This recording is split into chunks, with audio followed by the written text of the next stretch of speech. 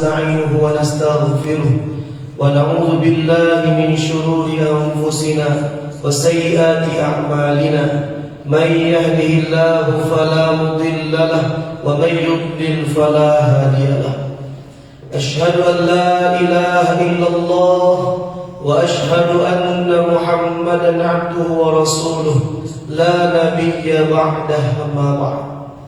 Puji dan syukur kepada Allah Subhanahu wa taala, kemudian salawat merangkaikan salam kepada baginda Rasulullah sallallahu alaihi wasallam. Bapak Ibu yang dimuliakan oleh Allah Subhanahu wa taala, kajian kultum zuhur yang akan kita sampaikan adalah tentang memahami di balik ibadah atau rangkaian kegiatan tayammum. Bapak Ibu yang dimuliakan oleh Allah Subhanahu wa taala, tayammum merupakan salah satu kemudahan yang diberikan oleh Allah Subhanahu wa taala ketika air tidak ditemukan untuk bersuci. Jadi salah satu jalan yang diberikan oleh Allah yaitu dengan tayammum. Tapi banyak orang yang salah dalam memahami, dalam menerapkan, dalam mempraktekkan tayammum itu. Jadi memang tayammum itu jelas dalilnya sharih dalam Al-Quran, dalam hadis Nabi disebutkan. Kalau tidak menemukan air, kata Allah, fatayammamu sa'idan thayyiban, maka bertayammumlah kalian. Silahkan tayammum. Tak ada air, silahkan tayammum. Dan tayammum itu Bapak Ibu bukan hanya menggantikan wudu saja, tapi menggantikan mandi wajib juga bisa.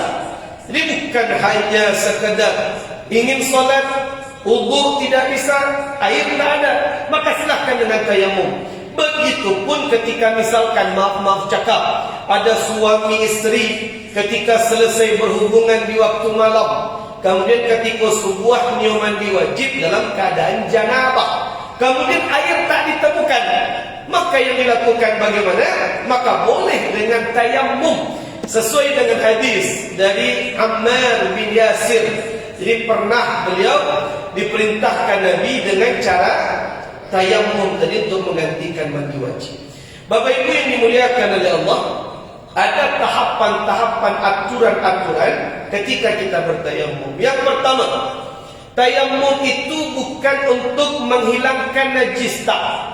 Jadi kalau kita solat waktu masuk, kemudian air tak ditemukan, maka boleh kita berwudu. Tapi ingat, kalau ada baju kita kena najis, maka wajib baju pun diganti dulu. Jadi najis tetap tak boleh dibawa ketika solat. Ustaz, tapi baju ambo kena kotoran buruang Ustaz. Kemudian dia solat, azan berkumandang, ayat ada, tayammum ambo, naisah solat. Silahkan solat.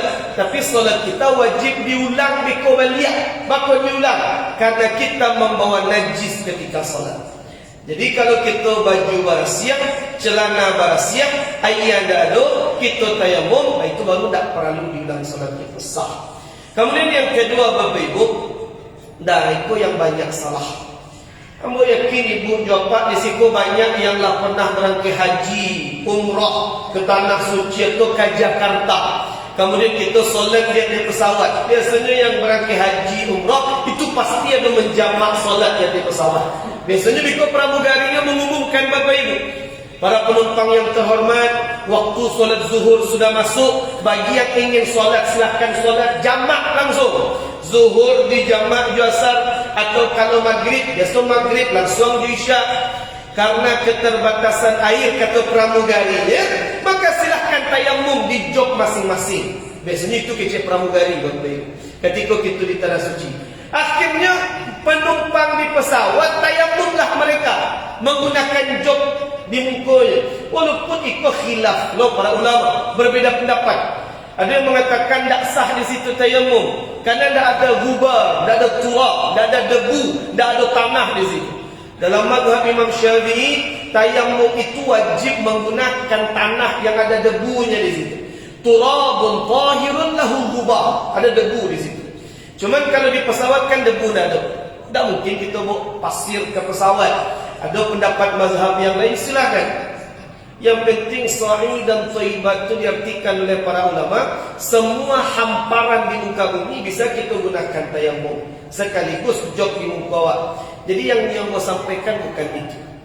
Ketika kita tayamum di atas pesawat, kan tayamum tu langsung solat zuhur. Biasanya zuhur di asar digabung sekaligus di qasar. Yang zuhur ampe jadi dua, yang asar ampe pun jadi dua di qasar. Ada dalil pun sahih dalam Al-Quran, silahkan. Ketika jamaah tadi tayamum, kemudian solat zuhur 2 rakaat, kan salam tu, Assalamualaikum warahmatullahi, Assalamualaikum warahmatullahi. Langsungnya solat asar berbayu, tak sah solat. Tak boleh. Satu tayamum hanya untuk satu solat fardu saja. Tayamum wahidun li fardin wahidin. Satu tayamum hanya untuk satu solat fardu. Ratu-ratu jamaah yang berangkat umrah haji, satu tayamum 2 solat di kerajaan solat fardu. Tak boleh. Dan bagus itu tidak disampaikan ketika manasik sebelum berangkat. Jadi ingat Bapak Ibu, tidak bisa. Jadi selesai solat zuhur, ulang tayamum balik, baru solat asar. Jangan satu tayamum 2 solat. Boleh 2 solat, yang penting yang cik solat fardu, yang cik solat sunnah. Nawa akhirlah. Ibu jawab di rumah, ayah mati, lah dicari ayah dah subuh. Tayamum awak, solat zuhur 4 rakaat. Kemudian setelah zuhur, solat sunnah muakkadah 2 rakaat ba'diyah zuhur. Tayamum ni yang masih tayamum tadi, tindak ba'a. Karena tayamum tu satu tayamum, satu solat fardu, satu solat sunnah, tak ada masalah. Yang tak boleh tu satu tayamum, 2 solat wajib, tak boleh Bapak.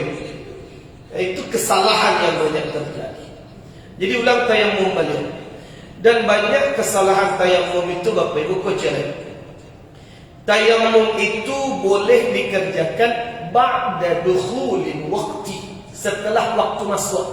Kadang banyak orang azan misalkan jam 2 balik lewat 10 3 balik misalkan. Jam 2 balik nyopai ke kamar mandi, ayah mati. Lagi cari-cari sekalian rumah, tetangga ada dua iya.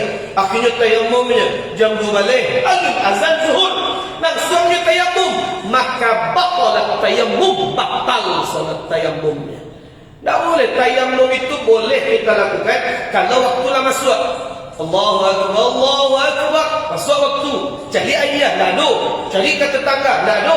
Ayah minum cuma untuk minum je. Silahkan untuk tayamum dah. Yang penting azan sudah berkumandang. Itu fikir.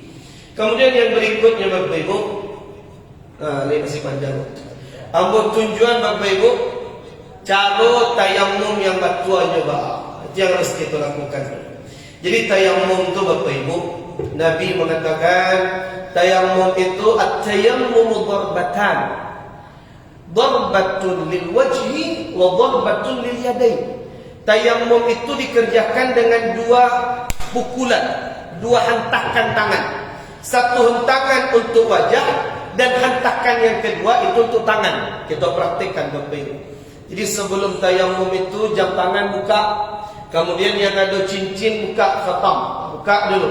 Kalau bau dua tak perlu dibuka. Kalau bau dua tu cukup diikon saja. Yang penting masuk ayat ke sela-sela jari. Tak perlu dibuka, buka hilang nanti. Jadi tayamum itu dengan 2 rukunnya, yang rukun tubuh 2-nya. Wajah cik, tangan cik. Kalau wuduk kan ampe, wajah, tangan, kepala, kaki. Kalau tayamum hanya 2, wajah cik, tangan cik. Tak ada yang lain. Kadang ada lo jamaah pun tayamum Bapak Ibu.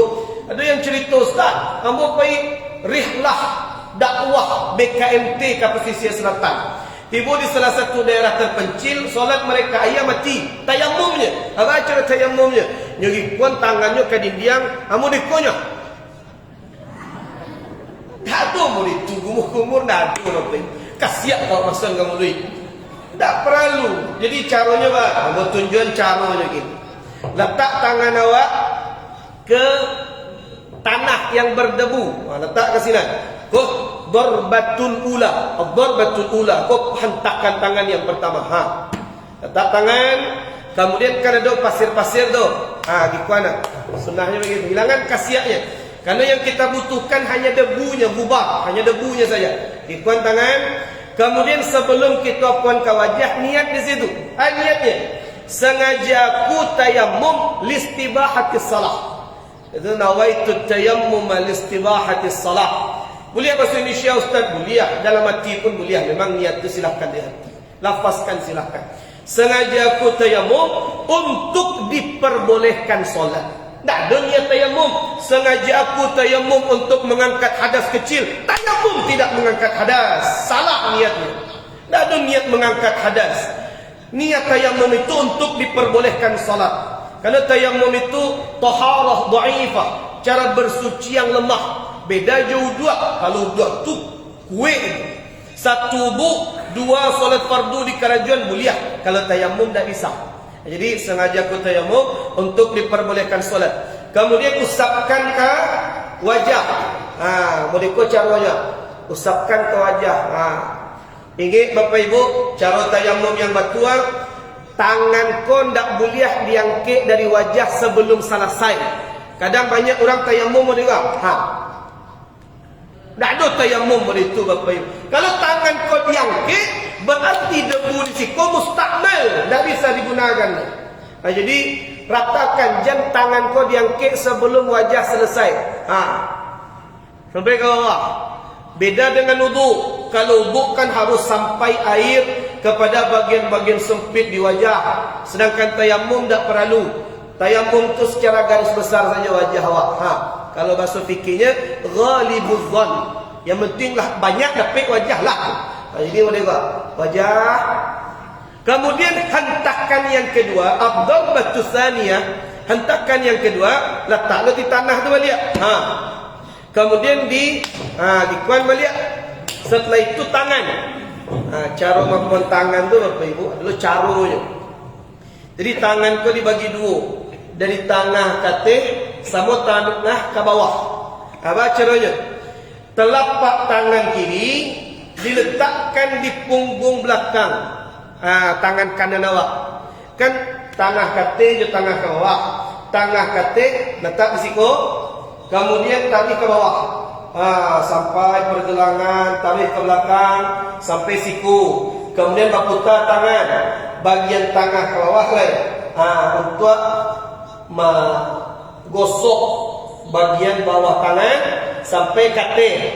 Model tuju yang kiri, tangan kanan telapaknya letak di punggung tangan kiri, tarik ke bawah, tarik, berputar tangan, bagian dalamnya untuk bagian dalam, dalam je dalam, sampai pertemuan dua jempol. Tu cara tayammum yang betul. Tak ada tayammum tu diangkat tangan. Tak boleh tayammum model itu. Berarti debunya diangkat menjadi debu yang mustakmal. Jadi tangan je lapih. Model itu cara. Sampai jempol bertemu jempol. Selesai. Dan itulah kukui untuk tayammum. Solatlah silahkan habis itu. Ustaz, pengganti mandi wajib boleh tayammum. Pengganti tayammum untuk mandi wajib cukup dengan tayammum model itu saja. Silahkan solat. Walaupun dalam keadaan junub. Selesai mandi wajib, selesai berhubungan, alun sempat mandi wajib, kemudian tayammum awak di air mandi nado, silahkan solat walaupun masih dalam keadaan junub waktu itu.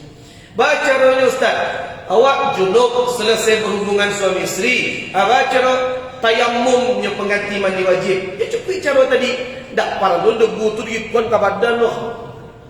Tak perlu Bapak Ibu. Baguliang-guliang lo dikasih tak perlu. Kadang ada sahabat Nabi tu baguliang-guliang dikasih. Ada hadisnya.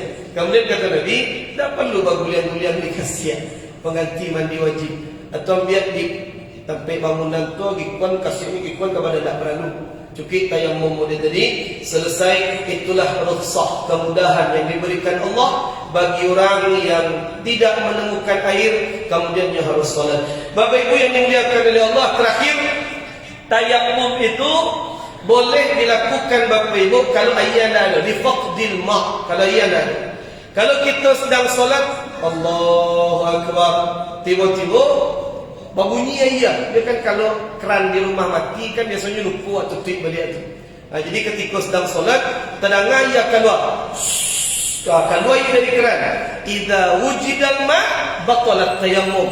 Kalau air sudah ditemukan, maka batal tayamum kita, batalkan solat, ambil wudu, ulang solat balik. Kalau air itu datang ketika sedang solat. Tapi kalau lah selesai solat, datang air, tak perlu diulang solat awak balik. Itulah fikih tentang tayamum, ringkas, maknanya panjang, tapi kita sederhanakan. Mudah-mudahan bermanfaat bagi ibu. Hadanallahu wa iyyakum ajma'in. Assalamualaikum warahmatullahi wabarakatuh.